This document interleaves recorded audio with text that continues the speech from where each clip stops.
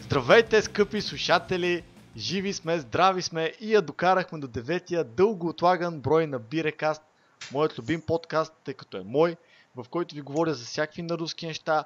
Този брой е в партньорство отново с Popcorn Movies BG и с неговият страхотен автор Данил Найденов.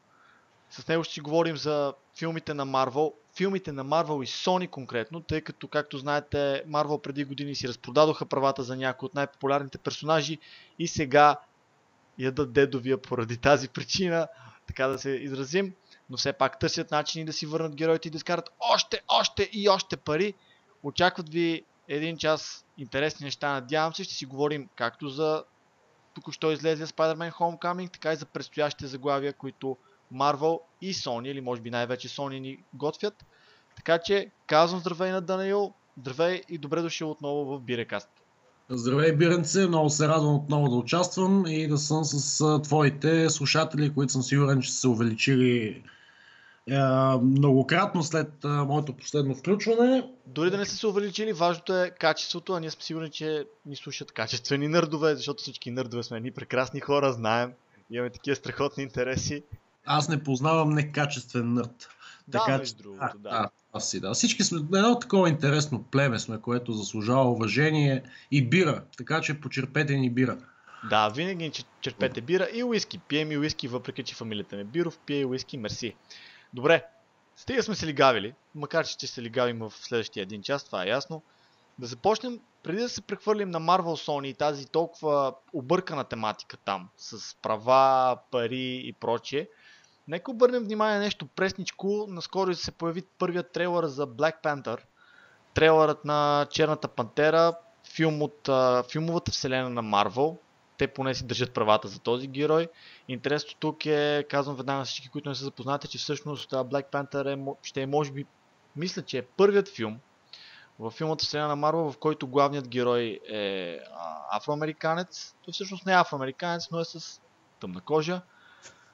Вече го видяхме в Captain America Civil War, там направи един доста добър дебют, според мен по-добър от този на Spider-Man на Том Холанд, тъй като беше обърнато повече внимание на неговата роля. Говорим за ролята на Black Panther. Какво е твоето мнение за трейлера, ако си го гледал? Така, ти вече спомена доста коректно, че това е първият чернокож герой на Marvel, който влиза на екран. Аз бих нарекал филма първия политкоректен филм, тъй като този термин доста навлезе последните 3 или 4 години в киното. Не само в киното, но основно. И станахме свидетели включително на So White Oscars, на средните на семейство Смит, Уили, така симпатичната му съпруга, все още симпатична, както и Moonlight. Така че напълно очаквано беше и супергеройския жанр да се докосне до политкоректността. Черната пантера е супер, аз го харесах в Civil War, може би това беше... Civil War казах, да, точно така. Мисля, това беше единственото хубаво в този филм. Аз мисля, че го споменах и миналия път. Не харесвам Civil War, филма, не комикса. За мен беше скучен филм. Но Чадуик Босман е супер. Аз се оказа, че съм гледал доста негови филми преди въобще да се заговори, че той ще бъде комиксов герой. Нещо, което много вдига популярността.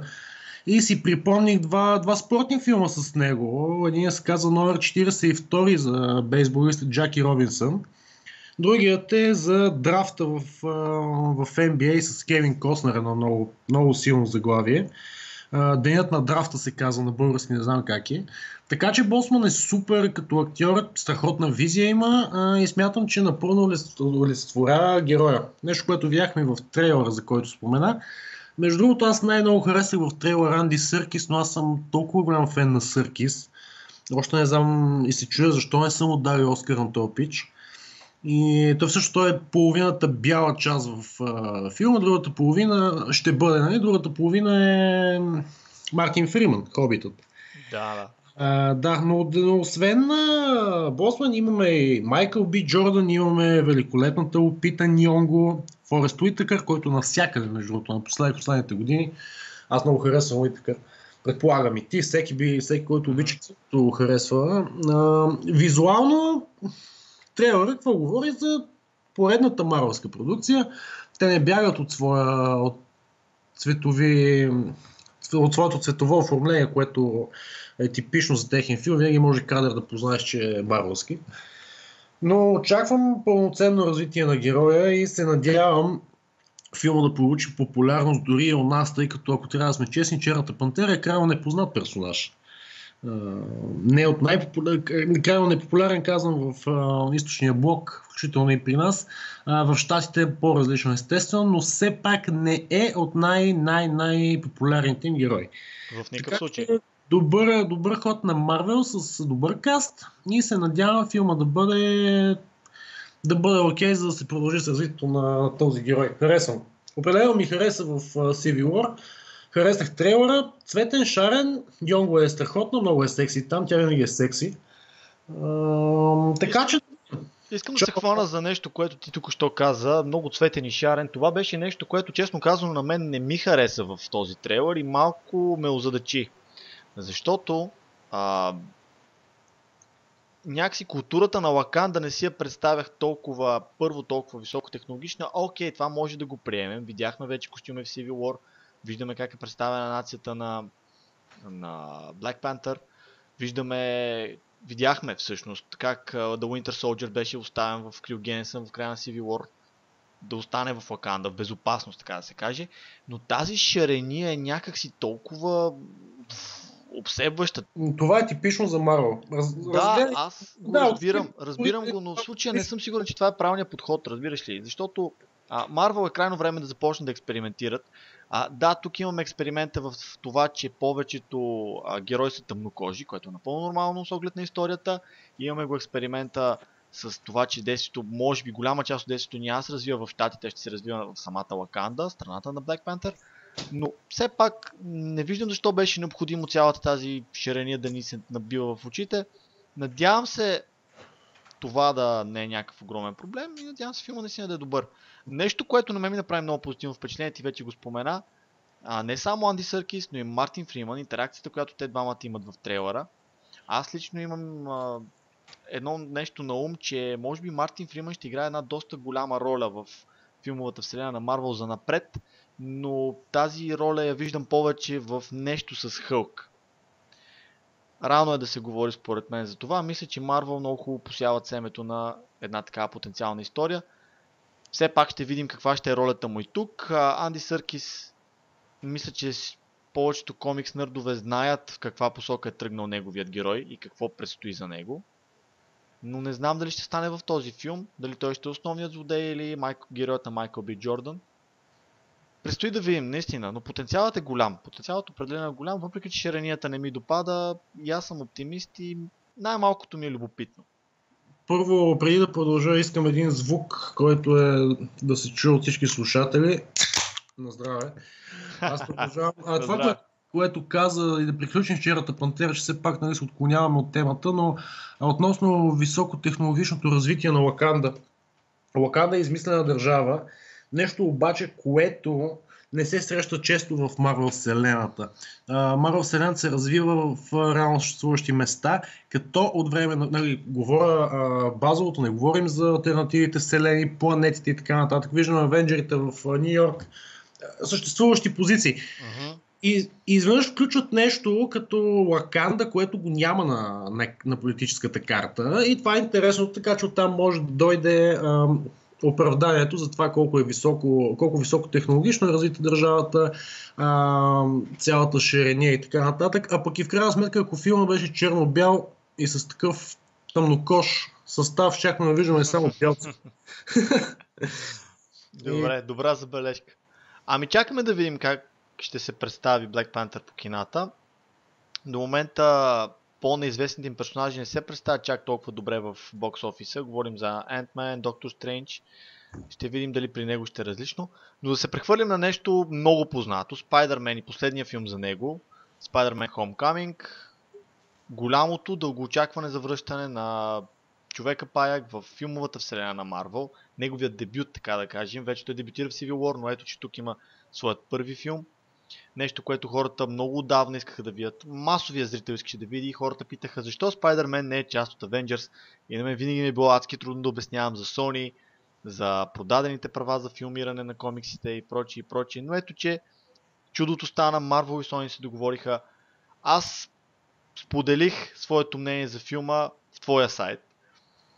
Хайде сега ти в моя подкаст сподели своето мнение за него. Хареса ли Homecoming? Кое хареса и кое не е чак толкова? Така, аз много ти благодаря първо за ревюто. Буквално ми спаси задника тогава, знаеш защо. Много харесах филма, гледах го след като четох твоето ревю. Много ми хареса. Много първо щастлив съм, че Spider-Man се завърнал дома. Най-емблематичният герой на Marvel, най-разпознаваемия, или поне за нашето поколение е най-разпознаваемия марвелски герой, тъй като преди много години, когато бях дете, това беше 90-те години, Spider-Man го започнаха да го излъчват по BTV, ако не се лъжа, всеки следобед. BTV беше, да. Всеки следобед 3:30, нещо такова. Едно лято, спомням си го много добре. И така, да, аз обичам Spider-Man. Харесва ми трилогията на Сам Рейми, най-много втория филм. Третия има много така проблеми. Първия също. Най-големият проблем с Сам Рейми е Тоби Магуайр, който ми е крайно несимпатичен и противен тип. Никога не съм си представил, че Питър Паркър може да е толкова грозен. Както и Кирстен Дънст. Аз не съм сексист, аз харесвам жените, най-много моята, но тя е много нелицеприятна женица. После, какво следва? The Amazing Spider-Man, двата филма с този въпросния сладур. Андрю Гарфилд, да, избягам името. Които бяха окей, първия особено, втория с Джейми Фокс беше така. Единственият хубав момент беше края с смъртта на Гуен Стейси, не очаквах до последно, независимо, че съм запознат с комиксовата вселена там в тази нишка, не очаквах да го покажат това на кино. И когато го видях, си казах, леле, тук от тези филми май ще стане нещо. И третия филм, тогава си мечтаях и си мислех, че ще има трети филм. Третия филм ще бъде, може вече да стигнем и до рейтинг кар. Но какво стана? Spider-Man обаче се върна вкъщи и се оказа, че се получава много по-добре, отколкото ако си беше останал в Sony. Много харесах филма. Първо, Том Холанд е страхотен като Питър Паркър. Той е една невинна душичка, сладур, плод на съвремието. Видяхме го с всичките му тези моменти, с снимането, с клюкарстването там, с първите любовни трепети. Тази маската много хубаво момиче. Много. Филма още от началото ме върна в ученическите години. Едни години, които аз изживях страхотно и които винаги съм искал да се върнат, и по този начин, чрез този филм, аз се върнах. Бях отново в любимата ни гимназия. Отделно визуално е чудесен. Свършена е много добра работа по костюма, по изграждането на образа на Холанд. И естествено, може би за пръв път виждам злодей на Марвел, който да има някаква нормална и човешка мотивация. Да, определено голям плюс. Да. Майкъл Кейтън, не само Майкъл Кейтън, извинявай, ще прекъсвам, не само Майкъл Кейтън като актьор, но и всъщност образа на Ейдриан Тумс, който той изгражда, мотивацията, която неговият герой има, са едно от най-добрите неща в новия Spider-Man, лично за мен. Аз напълно одобрявам действията на героя. Тъй като всеки един мъж, който се стреми да осигури семейство си, всеки един такъв удар заслужава ответен удар. Така че, пък и е Майкъл Кейтън. Да. Силно ми наподоби образът, но веднага си спомних за един филм, който за съжаление не излезе по киното официално в България. Щеше да излезе през пролетта, казва се The Founder, за откривателя на Макдоналдс, Рей Крок, отново с Майкъл Кейтън, който ти препоръчвам да гледаш и на теб и на слушател. Отново перфектна мотивация, макар че двата образа се различават. Така че Майкъл Кейтън умее това нещо да го прави, да създава чисто човешки образи, дори в комиксов филм, където физиката не работи. Да. Някак успяха, това, което ми хареса на мен е, че някак успяха да създадат една самостоятелна история, която не е твърде разпиляна в неща, които са станали в други филми, като същевременно именно мотивацията на Тумс идва от събития още от първия Avengers. Да, точно. Това са малките детайли, които правят филмовата вселена на Марвел толкова страхотна и толкова готина за гледане отново и отново, защото хващаш такива малки детайли, как дадено нещо в филм, който е бил излязъл по кината преди 5 години, дава отражение едва сега в друга история. Това е нещо напълно логично. Аз, ако трябва да съм честен, може би направих грешката, че не си припомних някои от старите Marvel филми преди да отида на кино, тъй като някои детайли съм сигурен, че са ми избягали. Напълно възможно, да. Естествено, това с Avengers го хвана веднага, като видях за какво става дума, тъй като все пак Avengers беше за времето си 2012 година, беше чудо, никой не беше виждал толкова супергерой на куп по такъв начин. И се запомнят. Но следващите филми вече започват да ми се сливат малко по малко. И може би трябваше да си припомня някой от тях. Но въпреки това, Spider-Man дори от хора, които са не толкова запознати в детайли с цялата Marvel вселена или дори като жена ми, която е гледала, мисля, че само Avengers гледахме заедно и Iron Man тройката. След това тя спря да идва с мен на марвелските филми. Тя много хареса филма, много се забавлява, така че филма е направен две направления. И за нърдове като нас, които изпадат в душевен оргазъм, виждайки Spider-Man, и за хора, които отиват за да видят някакъв костюмиран герой, който прави някакви неща. Така че още една точка в положителен аспект за този филм.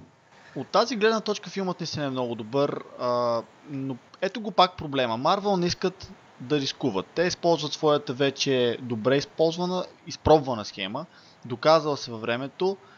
Това работи, това им изкарва пари, ясно, че всичко е за пари.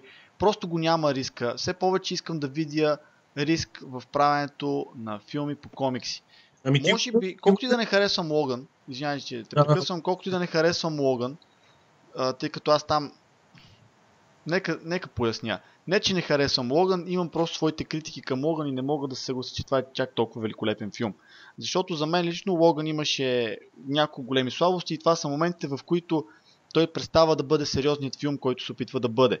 Но ми хареса точно това, че в основата си Логан се опитва да бъде нещо различно и успяваше да бъде нещо различно, както до някъде и Дедпул опита да бъде нещо различно и успя да бъде нещо различно. Такива рискове, каквито Fox правят, което е странно, наистина, че ще похваля Fox, но да, Fox правят такива рискове.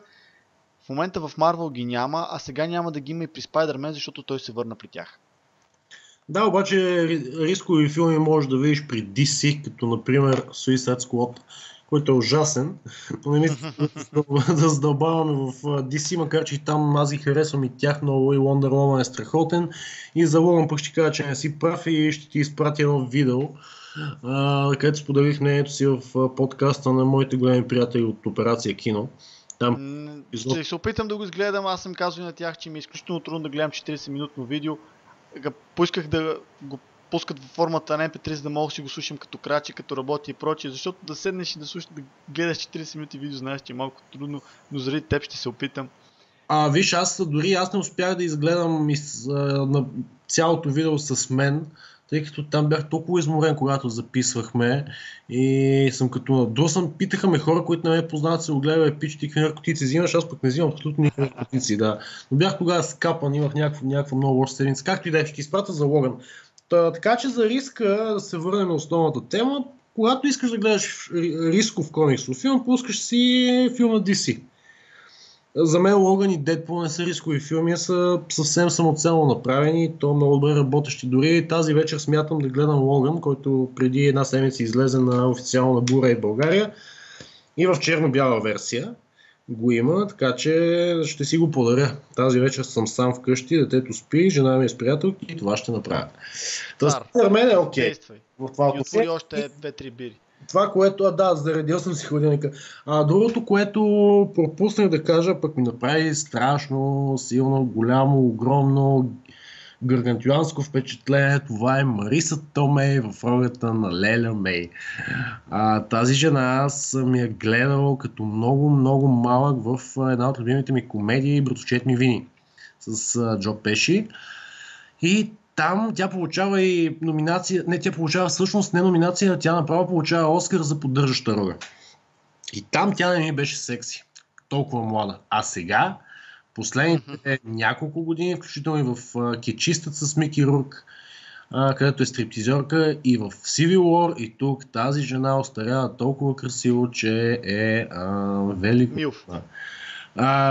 Милф на някаква степен, разбираш, просто е наистина Аз съм голям почитател на Ева Грин, мисля, че го знаеш, но смятам, че Мариса Тоней се доближава визуално до нея или поне в мечтите ми.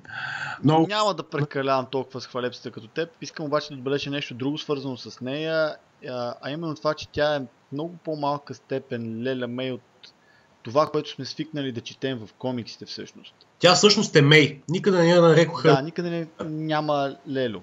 Да, или Леля Мей. Но не знам доколко е добре това. Марвел са си взели поука от оплакването на много от нас, че ни е писнало да слушаме за Чичо Бен и да гледаме историята как Чичо Бен бива убит, че силата идва с големи отговорности и това беше премахнато или поне не беше споменато по никакъв начин. За сметка на това обаче, ето го тук един лек минус за мен. В ролята на ментора се явява Робърт Дауни Джуниор с неговия Тони Старк, който опасенията ми бяха, че ще видим твърде много Iron Man. Iron Man да речем, че не беше твърде много, макар че се появява в някои важни моменти, рискови ги за главния герой, спасявайки го и по този начин малко отнема от драмата. Но самият Тони Старк е някак с твърде голямо присъствие в целия филм. Хвърля малка сянка. Нямам нищо против Тони Старк. Харесвам Робърт Дауни Джуниор, харесвам Тони Старк. Марвел изградиха филмовата си вселена и киноимперия върху неговия гръб, така че той може да им иска колкото пари си иска. Но тук не мисля, че беше чак толкова необходимо да гледаме чак толкова много Тони Старк. Да, като връзка с Марвел филмовата вселена, като някакъв вид мост, окей, като някакъв вид ментор, окей, но всъщност не мисля, че беше твърде много неговото появяване. Аз имам друга теория. Виждаме Тони Старк, който е помадрял. Да, това го виждаме, то е ясно. Помадрял, което е синоним на устарял. Все пак минаха доста години, не говоря за актьора, говоря за героя. Така че това може би е някакъв easter egg, да го наречем, кое е правилно, макар че не е толкова, но препратка за бъдещето развитие на героя. Тоест, като кажа, че те използват, може би, Spider-Man Homecoming, един вид, за да развият и персонажа на Тони Старк. Без отделен филм. Да подскажат за неговото бъдещо развитие. След дали изобщо ще има нещо като Iron Man след Infinity War, двата филма, дали Marvel не ни подготвят за едно голямо сбогуване с Тони Старк, тъй като той остарява. Героят остарява. Така че това е някаква моя теория, която си развивах по време на филма, тъй като на мен ми направи впечатление, че това не е този Тони Старк, който сме свикнали да гледаме. Това е абсолютен факт. Ще стигнем и до там някой ден. Отговорност не е тази рок звезда, която AC/DC биха възхвалявали в своя песен. Да. Помадрял, устарял, както казваш ти, но аз лично имам друг залог за Infinity War и нещата, които ще се случат там и не мисля, че той ще е жертвата, ако това имаш предвид. Мисля, че един друг човек е доста по-застрашен от това да бъде ликвидиран в някаква степен, но нека дойде времето и за Infinity War ще говорим и за него. Крайна сметка... Чакам го с нетърпение да видим какво ще стане. Надявам се да е нещо грандиозно. Надявам се и аз, имайки предвид, че това е филм, който Marvel градят още от първия Avengers насам. Потенциалът тук вече наистина е огромен, очакванията са огромни. Никой не иска Танос да е разочароващ като главен злодей. Притеснявам се, че отново ще станем свидетели на една масова разруха на различни места по земята, която някакси ще е твърде екшен и твърде малко драма. Няма да ни пука на нас като зрители за това колко живота са застрашени, тъй като ние няма да виждаме хората, чието животи са застрашени. И това е един голям проблем на комиксовите филми. Все повече мисля за това. Притесняваме, че Infinity War ще тръгне в тази насока. Искрено се надявам да греша. Фокусът да е върху персонажите, върху техните истории. Но ще видим. В крайна сметка се върнем на Spider-Man Homecoming. Казваш добро завръщане в Marvel филмата вселена. Доволен си. Какво очакваш от втори филм евентуален? Втори филм евентуален чак след Infinity War 2 според мен. Ако трябва да съм честен, нямам всъщност имам някакви малки очаквания. Мери Джейн, която видяхме, Зендая, имаше едно много приятно спойване на Майлс Моралес, което не знам ти да го усети, с Доналд Гловър, който обясняваше на паркинга за племените. Да. Това ми хареса, така че не се знае дали не се подготви почвата за евентуално прехвърляне на ролята. Очаквам някой нов злодей, като например това, което ти беше писал за Крейвън. Бих се радвал да го видя него, а не някой, който вече сме гледали няколко пъти, като Доктор Октопус, между другото, който пък ми е един от най-приятните, най-скучните и безлични противници на Спайди. Никога не съм харесвал нито в анимацията, нито в филма на Сам Рейми. Филма беше страхотен, Spider-Man 2, може би най-добрият Spider-Man. Супер, аз това го казах в началото, но самият персонаж не ми е любим от злодеите, пък аз много обичам злодеите. Да кажем, Веном ми е един от топ злодеите в комиксите на Марвел. Обожавам Веном. Така че да, очаквам и това. Ако това, което сме го застъпили да говорим след малко, ако успеят Sony и Marvel да се споразумеят за Venom, което последния месец ту ще го има, ту ще го няма, ще бъде част от MCU, няма да бъде част. Ако бъде, очаквам Venom да се изправи срещу Спайди или да го завладее изцяло. Ще стигнем и до тази част. Само да вмъкна едно нещо, между другото в едно от интервютата с режисьора, мисля, четох, че всъщност MJ, може би е било със сценарист, MJ е съкръщение, наистина, което чуваме във филма, но не става дума всъщност за Мери Джейн. Да, предполагам. Възможно е това, все пак е чернокод. За игравка. По-скоро за игравка става дума. Но много приятна за игравка за хората, които биха я хванали. Да, на мен ми дойде малко така насилена, малко тип през името на героя на Джозеф Гордън Левит в The Dark Knight Rises, което разбираме в самия финал и сме нали, what the fuck, нали? Аз пък през името на го Робин. Аз съм един от малкото хора, които харесват Dark Knight Rises, не знам защо. Аз нямам нищо против филма, просто не харесах това странно разкритие и този насилствен опит, нали, да се... Всъщност, Нолан ни убеждава, докато прави филма, не, той не играе Робин, докато гледаш филма, те убеждава, това не е Робин и накрая казват, ама това е Робин. Това малко не ми допадна.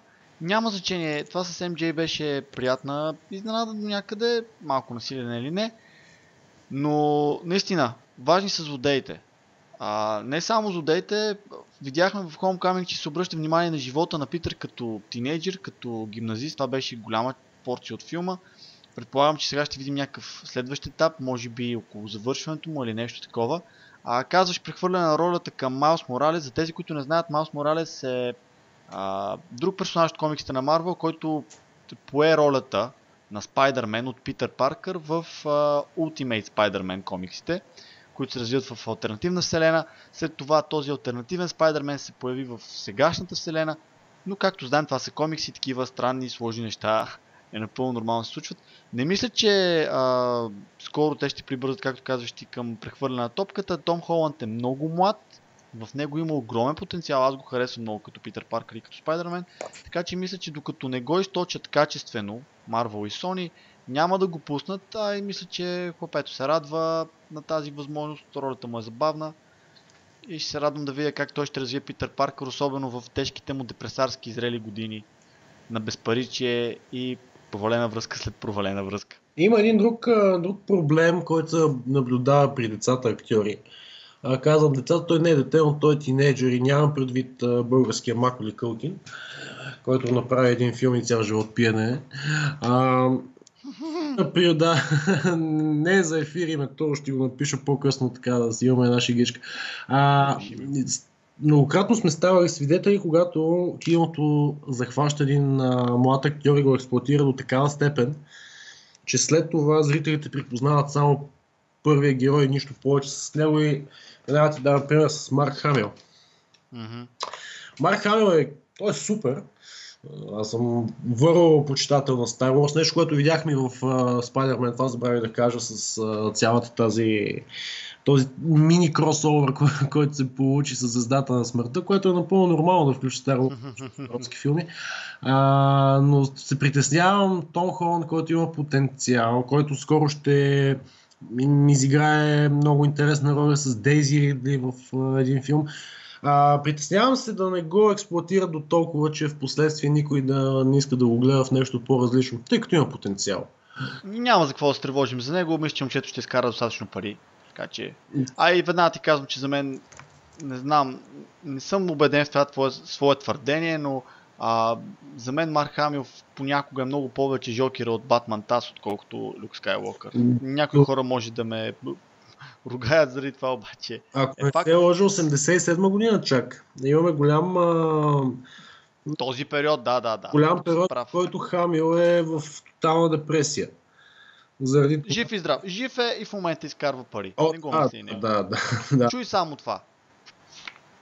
Чу се твърде слабо, но уважаеми дами и господа, това е отваряне на бутилка с пепси, защото някои от нас не пият бира в тази гореща лятна вечер, а пият какво?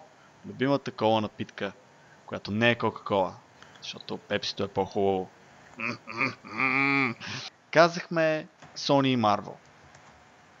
Големият проблем там е ясен за тези от слушателите ни, читателите, за тези от слушателите, които не са наясно, обяснявам набързо. Имало едно време една комикс компания, наречена Marvel. Хората начало не били особено умни в дадения момент, преди доста години беше това. И решили да продават правата за филмиране на своите герои. И какво направили? Продали правата за филмиране на комиксите за Spider-Man на Sony. Като това включва не само самия Spider-Man, но и всички поддържащи персонажи и злодеи. И последваха 3 филма на Сам Рейми, направени от Sony, последваха след това 2 филма The Amazing Spider-Man на Марк Уеб с Андрю Гарфилд, както ти вече спомена.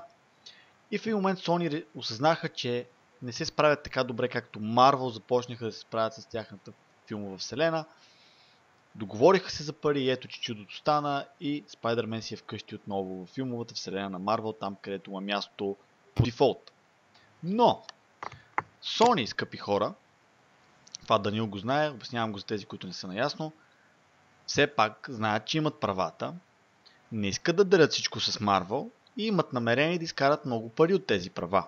И знаят, че в поддържащите персонажи на Spider-Man също има такива, които могат да изнесат по някакъв начин цял филм на гърба си или са достатъчно популярни за това.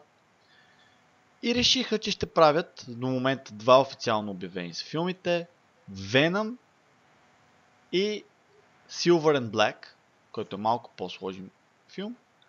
Това ще са спин-оф филми на Spider-Man, на новия Spider-Man, но все още, както и Даниел ти спомена, не е ясно те ще са част от Marvel Cinematic Universe или няма да са част от нея, ще ги признаят ли Marvel, няма ли да ги признаят и прочее и прочее. Така. То тук става малко като припознаването на един вече не съществуващ български отбор по футбол. Дали е Литекс и Чавдар ето поле или не е. Феновете тук що се убедих. Да, току-що пуснах бомбата, но факт е, те УЕФА го казаха, както и да е. Бом! Силно се надявам тези 2 филма, особено Venom, да бъдат част от вселената на Marvel. Би било абсурдно да се развива спин-оф вселена, която да бъде изцяло на Sony. Това ще бъде толкова погрешен ход. Не, че хората пак няма да отидат да гледат Venom. Но подявалите как ще гледаме Venom без Spider-Man? Това е големият въпрос. Преди 2 седмици Кевин Файги опроверга слуховете. И всъщност аз вече ги бъркам. В един ден излезе инфо, шефката на Sony каза ще бъдат, Файги каза няма да бъдат или обратното беше. То даже стана за по-малко от ден цялото това нещо. Официално не се знае в крайна сметка ще бъдат или не. Но изключителен риск от страна на Sony, ако не се споразумеят. Те все още държат Spider-Man, честно казвам. Не знам точно какъв е контракта. Точно. Тъй като новия Spider-Man филма се разпространява от Sony, независимо, че излиза с логото на Disney. Това се получи дори тук в България, го усетихме. Киноразпространителят, който се занимава който държи правата на Disney за България, не че отстъпи, а той не се занимаваше с разпространението на Spider-Man. Spider-Man го разпространяваше конкурентната компания. И така е в цял свят. Вече няма да говоря за дали си изиграха правилно ходовете им, дали направиха добра маркетингова кампания тук или не.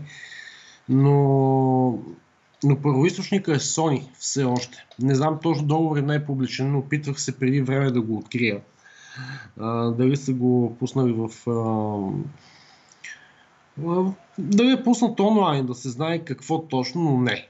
Всичко е все още въпрос на догадки. Сега естествено не говоря пуснат целият договор, където да станат ясни абсолютно всички условия, финансова част, юридическа. Не мисля, че можеш да очакваш договор да се появи в такава степен. Твърде Не, много клаузи най-вероятно има, защото точно все пак това говорим за казвам, че много няма как да персонажи. се очаква, но исках поне основните точки да са ясни, а те, за съжаление, не са.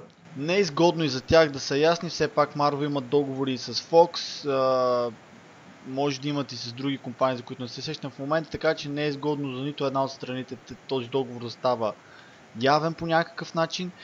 Прав си, че те все още държат Spider-Man, което тук е голямата въпросителна. Те могат да правят с този герой, а най-вероятно и с Том Холанд, не е ясно договор на Том с кого е, вероятно е с Sony. Така че те могат да правят и с Том Холанд и с Spider-Man каквото пожелаят. И тук въпросът не е какво искат Disney, дали Disney искат тези филми да са част от Marvel Cinematic Universe или не, а какво ще решат Sony. Предполагам, че в момента преговорите все още продължават, отново става дума за пари, ще разберем в последствие, но според мен няма никакъв проблем, абсолютно никакъв проблем Sony да решат да използват Питър Паркър в някаква степен. Това е естествено и риск, защото добре изградения Spider-Man на Том Холанд от Civil War и от Spider-Man Homecoming може бързо да бъде опропастен, ако бъде използван неправилно в един, примерно, Venom филм. Защото е изключително трудно да направиш филм за Venom без Spider-Man. А тези от слушателите, които не знаят, Venom всъщност е името на един злодей, един от най-обичаните, може би, популярни злодеи на Spider-Man, поради неговата уникалност, кръвожадност, безкруполност и прочее, каквото решите. Venom е злодей от комикс вселената на Spider-Man. Неговата история е малко особена. Spider-Man участва в едни битки, където се добива с нов черен костюм, който и на него не му е ясно откъде се е взел. Впоследствие се оказа, че това е извънземен организъм, който паразитира върху Питър Паркър, но същевременно взема и един вид се учи на неговите паешки сили. И след като Питър Паркър се отървава от този нов костюм, този извънземен организъм, този паразит, този симбиот, всъщност се влива в Еди Брок. Репортер в Daily Bugle, човек, който не харесва Питър Паркър и човек, който има причини да не харесва Spider-Man. И така, двете половинки, симбиотът и Еди Брок, оформят Venom в неговата цяла могъща, мускулеста изящност, която се надявам, стискам палци, Том Харди да претвори на екран по един правилен начин. Веднага казвам, съжалявам, че трябва да ви го напомня, Тофър Грейс изигра Venom в Spider-Man 3 на Сам Рейми. Това е нещо, което вие не трябва да си спомните, това е филм, който вие не трябва да гледате, но съм длъжен да кажа, че някои от вас може би вече са виждали една пародия на Venom. Клощава, хилава, нелепа.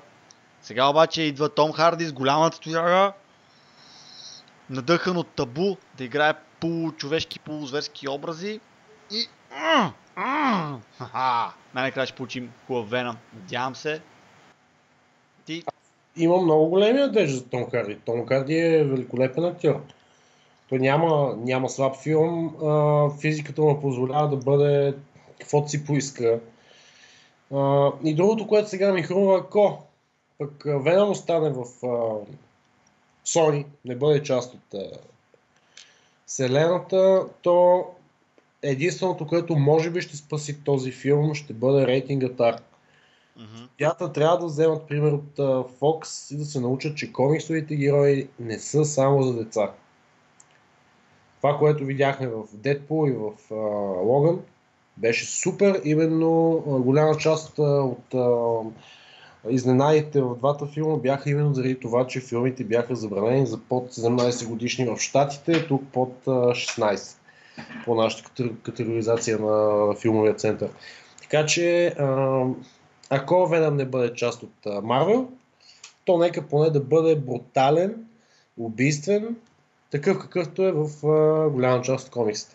Предпоставките са на лице, тъй като слуховете са, че злодеят, колкото е странно, да, Venom е злодей, но в този филм той ще е протагонистът най-вероятно, ще е нещо като антигерой, какъвто беше Deadpool. Слуховете са, че злодеят ще бъде Carnage, друг симбиот, който всъщност знам за тези, които не са запознати, сигурно е много сложно, тези, които са наясно, знаят за какво става дума. Карнич е друг симбиот, който се е появил пък от самия симбиот на Веном. Името не е случайно, говорим за масов убиец, защото той всъщност се слива точно с един масов убиец психопат. Касиди, Клейтъс Касиди. И имайки преди, че той ще е злодеят във филма, най-вероятно, предпоставките за един Rated R рейтинг определено са на лице, защото се очаква да има кръв.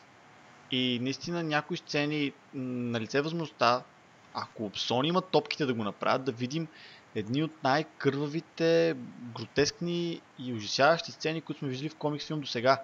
Защото симбиотите не са шега работа. Симбиотите не са това, което сам Рейми се опита да ги направи в своя Spider-Man 3. Симбиотите са нещо мрачно, нещо първично, зло. И ето сега потенциално наистина, както казваш ти, Rated R рейтинг ще е полезен не само за филма, като с това да го направи по-привлекателен, заради това, че не е примерно част от филмовата вселена на Марвел. Той ще е полезен и за историята, и за това тази екранизация да предаде достоверно духа на комиксите и на тези персонажи какво всъщност са те. Но напълно съм съгласен с теб. За мен лично обаче много по-големият риск и може би филмът, за който трябва да имаме по-големи надежди да не се провали, това е Silver and Black, който някакси ще мине между капките. Защото Веном е супер популярен, той придърпва комикс нърдове като нас към киносалоните без проблем. Том Харди ще привлече и много други хора, които не се интересуват от комикси, но пък примерно искат да видят тази негова роля. Докато Silver and Black няма какво толкова да предложи. Той ще разчита по-скоро на тази линия на политкоректност, която ти спомена, защото все пак главните герои в него са не една, а две жени. Съвсем набързо обяснявам. Филмът ще разказва за персонажите Черната котка и Силвър Сейбъл. Черната котка, за това име се крие Фелиша Харди, дъщеря на изключително талантлив крадец, която в последствие наследява занаята да влиза в чужди домове и да взима разни неща, които не са нейни. Тя също е поддържащ персонаж от комиксите за Spider-Man и негова любовница от тук и там. Силвър Сейбъл пък е наемник и ловец на военни престъпници. По някакъв начин те ще ги съберат двете на екран, ще ги изправят срещу, доколкото чувам последната информация, срещу няколко злодея. С явната идея просто да яхнат тази вълна на политкоректност, която се опитват да проникне и в комиксите в момента. Този филм, според мен, в който ние трябва да вложим по-големи надежди, защото той все пак е малко по-голям експеримент и шансът той да се провали е много по-голям. Това няма да е хубаво нито за Sony, нито за филмовата вселена на Spider-Man, ако говорим за такава, нито за Marvel като цяло. В момента от Spider-Man Homecoming нататък Sony не могат да си позволят провали и лично им не е, че и Marvel не трябва да позволяват Sony да се провалят. За този филм аз нямам никакви надежди, никакви очаквания. Безразличен съм към настоящия момент, докато не стане ясен актьорския състав, кои ще бъдат двете дами, които ще влезат съответно на двете роли.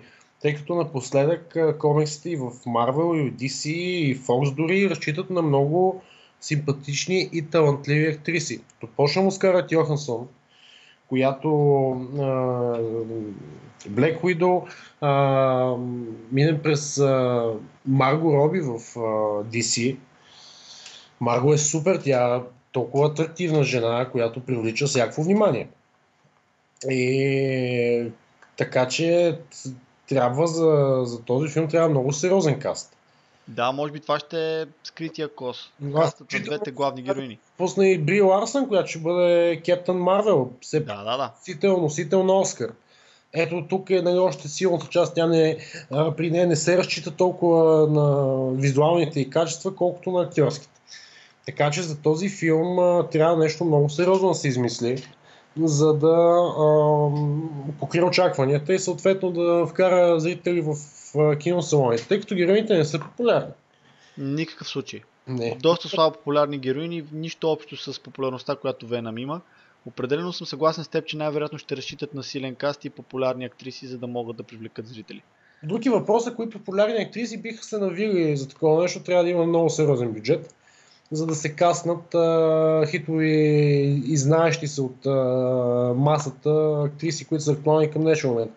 И като имаме предвид, че Йохансон е вече ангажирана, която е изключително скъпо платена, включително и в тази манга адаптацията Ghost in the Shell през март или април, която излезе.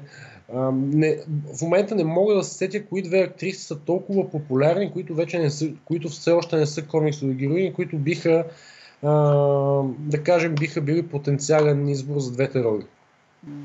Рано е още да спекулираме според мен. Най-вероятно кастингите може би са започнали, ще разберем кои са те съвсем скоро. Просто според мен такава спекулация за това кои са точно жените, които ще вземат ролите е излишна. Можем да работим поне с слуховете, които вече ги има и са на лице. Това са слухове за злодеите, не знам дали ти чете нещо по темата. Спекулира се, че те ще са няколко в този филм. Основен ще бъде Мендел Стром, който също е непопулярен комиксов злодей, което може би е идеята на Sony да изгребат дъното, така да се каже, с този филм. По-интересното е не Мендел Стром, а неговите наемници, хората, които ще работят за него. Тук слушай какъв е етапа. Всъщност чете ли нещо? Аз попитахте, но ти не каза нищо. Не съм. Това, което ми казваш, за мен е нещо ново. Тъй като това съм го пропуснал последните. Да, и аз буквално днес разбрах. Спекулира се, че Мендълстром ще е главният злодей. Един вид второстепенен злодей ще е Тумстоун, който някога сме виждали в анимацията, която ти спомена за Спайдермен. Той е мафиот, чието единствено качество е, че всъщност има метална глава и може да разбива разни неща с нея. Но не, по-интересното нещо, което всъщност което привлече моето внимание, е, че наемниците на основния злодей на Мендел Стром ще са Мак Гарган, Скорпионът, т.е., който видяхме в Spider-Man Homecoming, Хамелеонът и Тарантулата. Тук някъде има някаква шега за животни. Очевидно, да. Да, Скорпион, Хамелеон и Тарантула. Това е нещо характерно за злодеите на Spider-Man. Все пак той човекът, повечето му злодеи също са базирани на някакви животни. Някои от най-популярните му злодеи. Но ето, че тук те ще използват, Sony изглежда поне да използват Мак Гарган, който изобщо не може да се нарече, че е слабо популярен злодей и неговия Скорпион. Хамелеонът и Тарантулата ще ги използват така като поддържащи. Но, какво интересно виждам аз? И Хамелеонът и Скорпионът, т.е. Мак Гарган, който вече видяхме в Homecoming, са злодеи, които в даден момент са били част от The Sinister Six. Мисли, че се подготвя почвата за Sinister Six ли?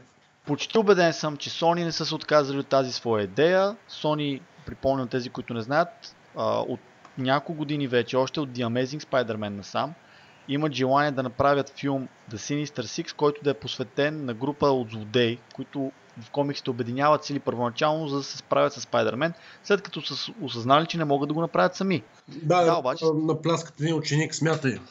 Да, представя си, шестима зрели мъже не могат да набият един ученик.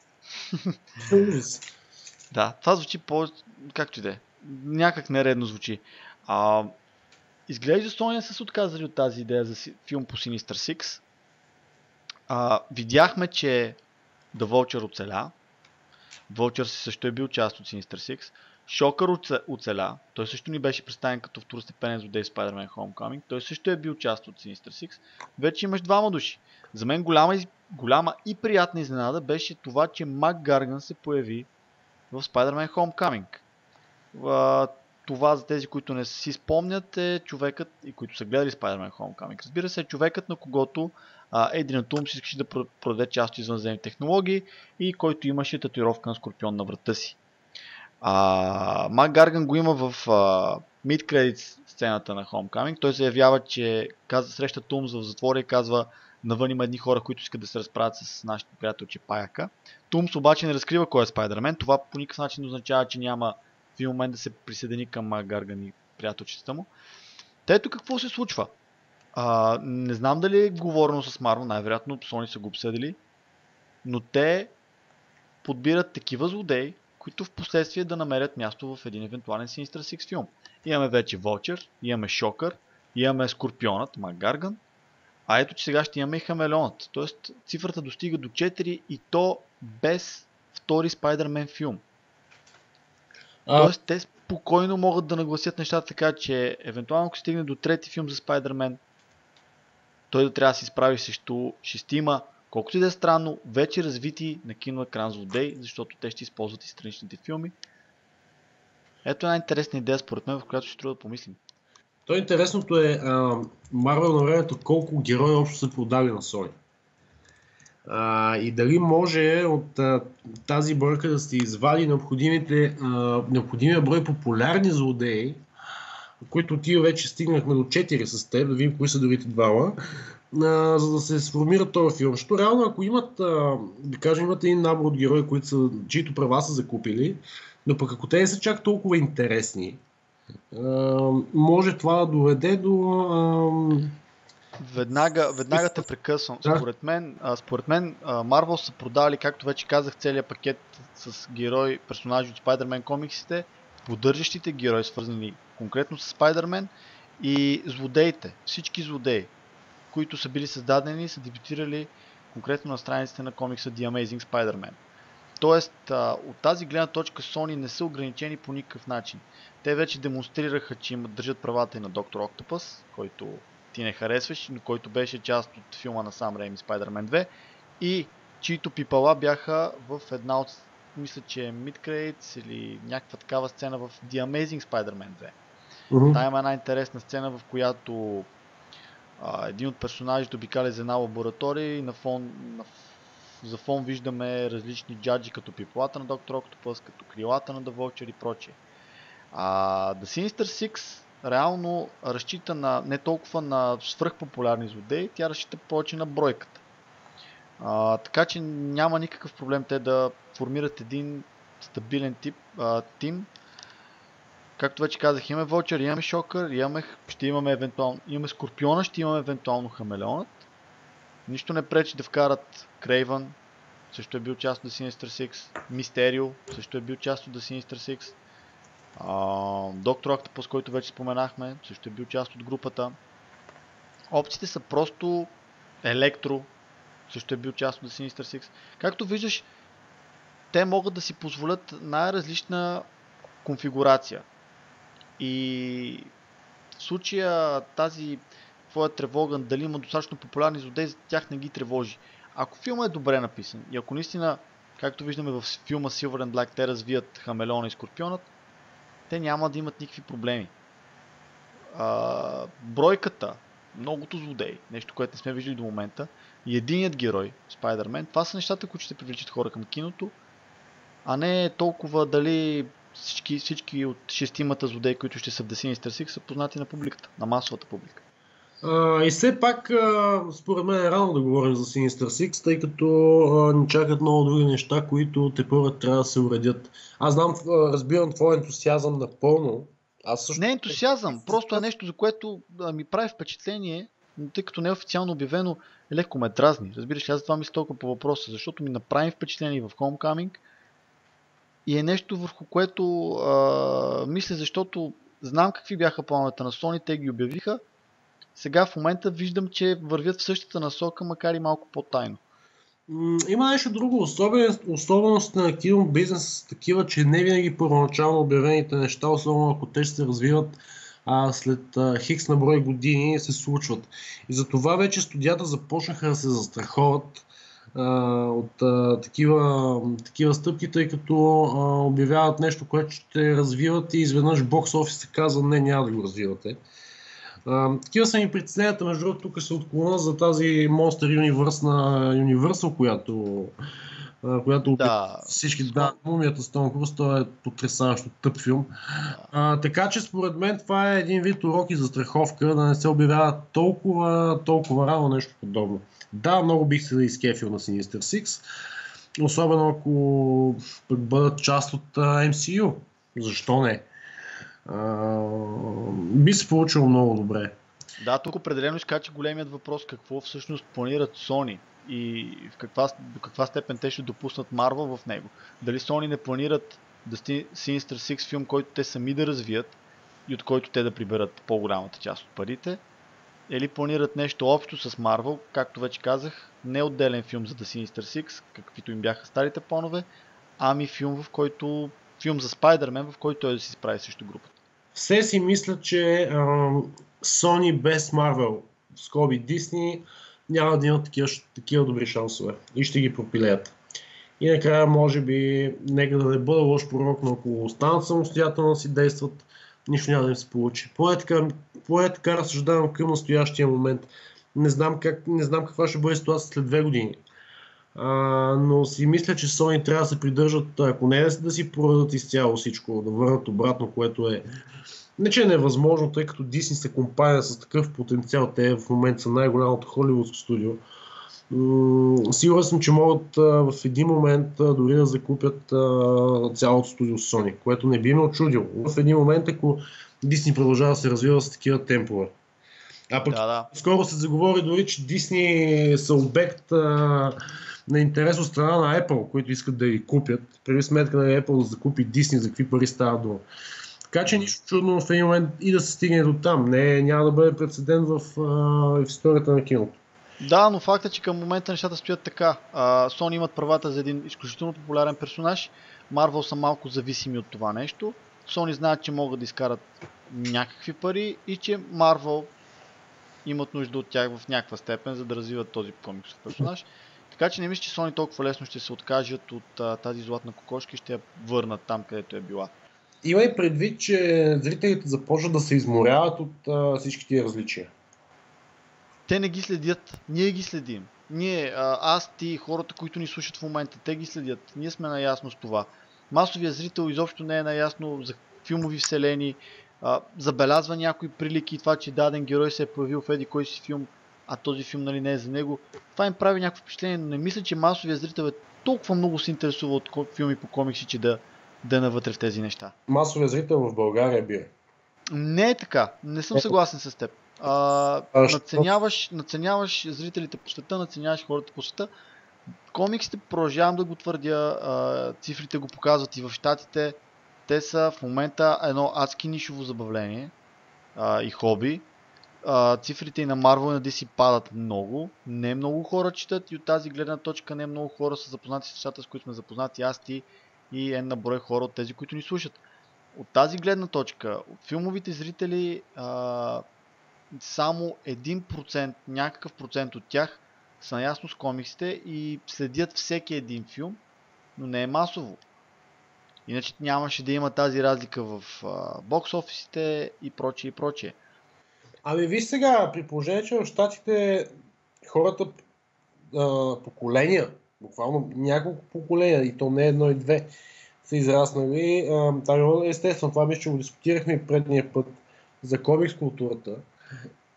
Но понеже не съм проверявал на последните години цифри относно пазара на хартиени комикси, трябва да го направя преди да говоря, тъй като ще се получи нещо, за което ще кажа нещо, което може би няма. Да.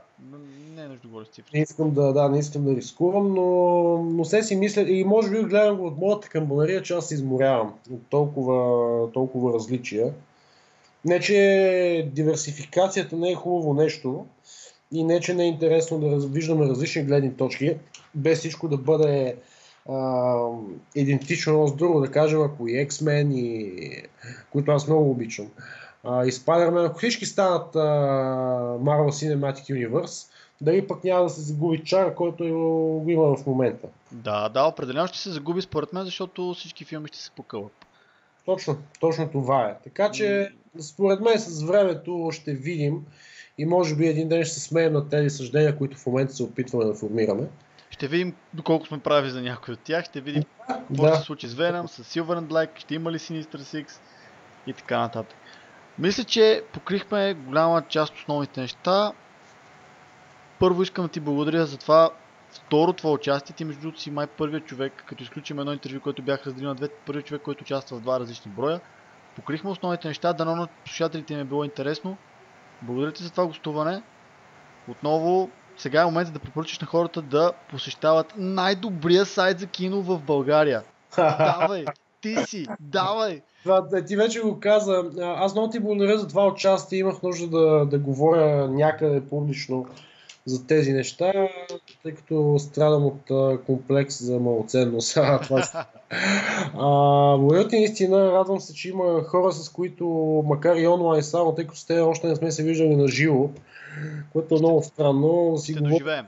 Да си говорим за такива неща. Така че темата е интересна. Надявам се да не сме отекчили слушателите с тия наши гик творения и полюции, но това е живот на нърда. Иначе за сайта, да, благодаря за рекламата. Ако ви се чете за кино, влизайте, работя всеки ден ежедневно, много време отделям и там и не знам за какво го правя, но хоби и страст, това е. Така че бирете се, благодаря ти още веднъж. Пожелавам ти всичко на теб и на слушателите на подкаста и следващия път, значи аз гостувам във втория или в третия епизод, сега в 9-ти, значи някъде към 20-ти епизод, да кажем, ти пожелавам този разговор да го водим в студио по някое национално радио. Да не бързаме толкова. Все пак подкаста е нещо, което не трябва да се прави твърде бързо на национално ниво. Ще ги популяризираме спокойно. Аз ти благодаря отново, благодаря на всички вас, които ни слушахте. Данил се притеснява дали не ви е било скучно. Има ли тази опасност? Аз лично мисля, че си говорихме за едни наистина интересни неща, свързани с Marvel и Sony филмите. Аз лично като нърд много обичам да слушам спекулации, да чета спекулации на тази тема, слухове, предположения и теории за това какво предстои да видим, защото нека си го признаем, малко сме хората и по света, и конкретно в България. Аз лично познавам малцина, които четем и харесваме комикси, които сме малко над нивото на филмовия зрител, който отива и гледа тези филми, след това забравя тези персонажи. Ние сме отраснали с тези персонажи, продължаваме да живеем с тях, да четем новите истории и старите истории за тях.